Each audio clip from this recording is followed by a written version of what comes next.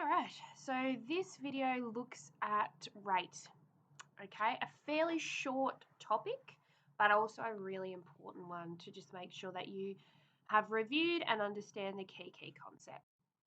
Alright, so when we talk about rates of reaction, what we're talking about here is how we can increase the rate that the reaction takes place, and therefore the amount of product that is produced per given period of time.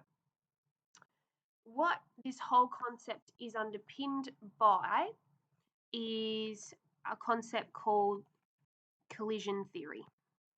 Okay, so what this theory states is that the reactant molecules must collide with one another to react, and that makes perfect sense. Let's say if we were looking at a simple reaction, A plus B equals AB, it's obvious that you would need reactants A and B to come into contact with one another. But there is a bit more to the theory than just collisions. Yes, we have to have collisions, and increasing the frequency and the amount of collisions will potentially increase the rate of reaction. However, what we also know is that these collisions must be what we deem as either successful or fruitful collisions, the term that we have used. But what does that actually mean? All right. So if we think about our chemical reactions, and I'm going to draw a little energy profile diagram to start here, we know that if we have a reaction, exothermic reaction, Q over time, we know that all our reactions have this barrier to overcome.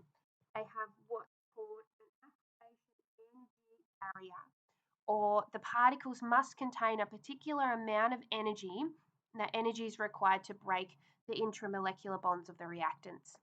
So successful collisions means that we have particles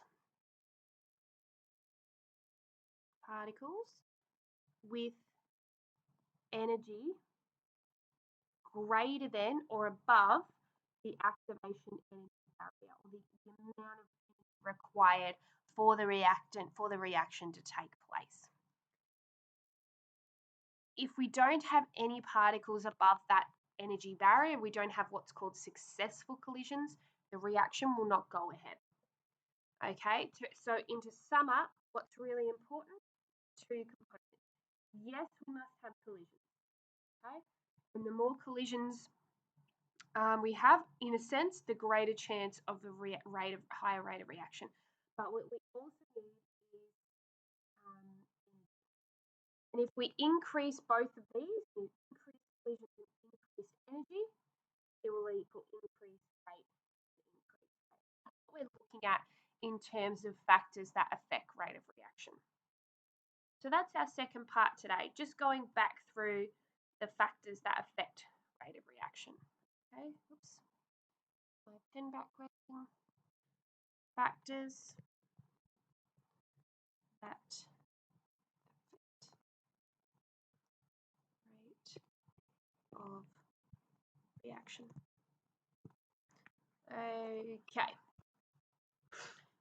Okay, now what we're talking about here is rate. And remember, what's tricky is getting a little bit confused between rate and equilibrium. So it's really important when you do your revision that you're reading your questions carefully. And I recommend doing a combination of rate and equilibrium questions. Don't just stick to rate. You might look at this video, you look at the equilibrium video, and then do a combination of both. Because what you're going to do is you're going to train your brain to maneuver between the two concepts rather than just going rate and then separately equilibrium. Because in the exam, they're generally well combined. All right, there are several factors that affect rate of reaction. And we're going to look at all of them. All right, the first thing is surface area. The second one, the concentration of solutions. That's if we have substances reacting as liquids. The third one is temperature. The fourth one is gas pressure. So this is if we have reactants as gases, and the final one is a catalyst. And on this little diagram, we're going to basically put all the information we need for each of these components.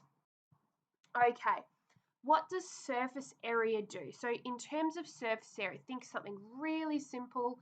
A sugar cube, dissolving a sugar cube in water versus dissolving granulated, like little bits of sugar in water, okay? What's going to dissolve quicker? We know that it's going to be the small granulated bits of sugar rather than the chunk of sugar. Why is that the case? The surface area exposes more reactant at any given time. If you're exposing a more reactant at any given time, you're therefore increasing the likelihood of successful collisions or fruitful collisions, not just collisions, successful collisions. We are not altering the amount of kinetic energy within the system there, but we are increasing the likelihood that reactant particles will collide, therefore increasing the likelihood of successful collisions. Concentration of solutions is also very, very similar. We're increasing, I should have said increase the concentration of solutions. You increase the amount of reactant particles per volume of solution. Okay, give the exact same explanation as the surface area. You're exposing more reactant particle to one another. Because remember, solutions, we've got our reactant dissolved in water, and water is not going to be part of the equation. So if we add more reactant particles per volume of water, it means once again, we're going to increase the likelihood of successful collisions. Okay, I'm going to just switch over to gas pressure. If we want to affect or increase reaction rate, we increase gas pressure. We are going to increase the likelihood of more gas particles coming into contact with one another. You might do that by reducing the volume of the gas cylinder or the volume of the where the reaction is occurring. Likelihood of gases coming into contact. What this means is we increase successful collisions. You can see our explanation here is very, very similar for those three key factors. Now, when we look at catalyst and temperature, it's a little bit different. So when you think about temperature, what you've got to remember and think about is what we're doing is we're adding in energy to the system. So there's two important explanations when we look at temperature. The first one is we are increasing the kinetic energy of the particles. Okay, therefore increasing the likelihood of collisions. Sorry, that should say successful collisions. That's one answer and one really important component. That is, with increased temperature, we increase the kinetic energy of the system. That means particles move around faster, much more likely to collide. Second component, which is often what's forgotten, which is really important, is as temperature increases, we increase the proportion of particles with energy above the activation barrier. If you increase the number of particles above the barrier, of course, you're going to increase rate of reaction. So sometimes you could draw, change my colour. You might remember seeing the rate graph. So like I might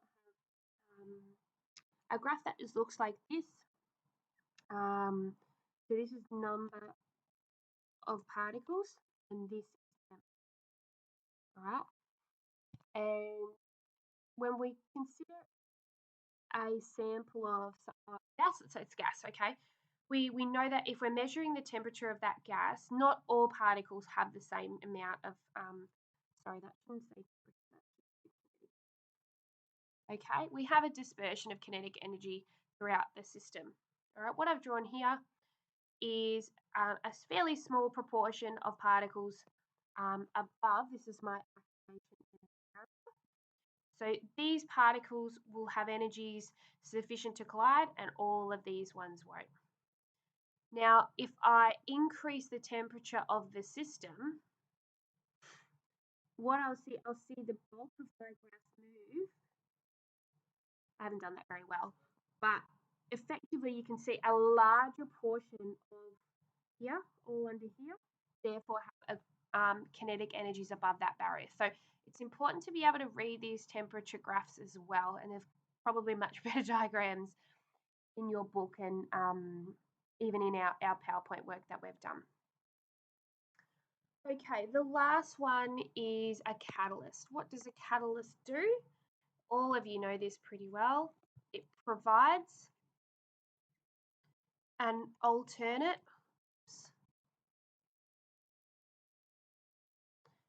reaction pathway.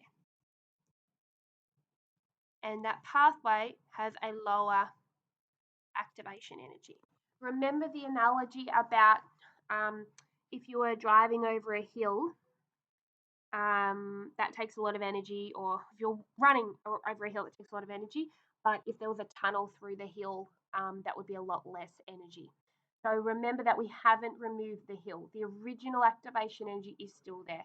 So that's what provides an alternate reaction pathway, which provides a lower activation energy. It does not lower the original energy. It's really, really important that when you